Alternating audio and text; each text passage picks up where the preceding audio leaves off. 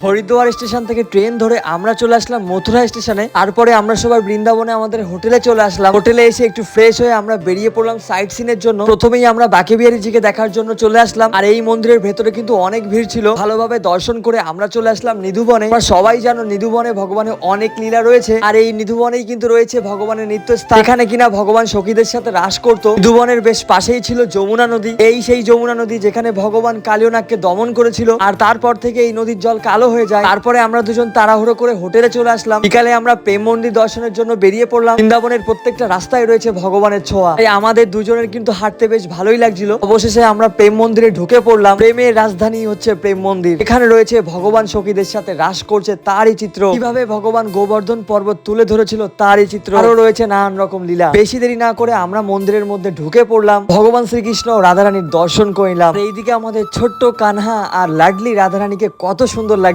মন্দির থেকে বেরিয়ে আমরা মন্দিরের সামনে সবাই মিলে একসাথে কীর্তন করে নিলাম। কীর্তন করার যে কি আনন্দ সেটা তোমাদেরকে বলে বোঝাতে পারবো না। তো চলো, এটাই ছিল বৃন্দাবনে আমাদের প্রথম দিন। ভিডিওটা ভালো লাগলে অবশ্যই কিন্তু রাধে রাধে বলতে ভুলবে না।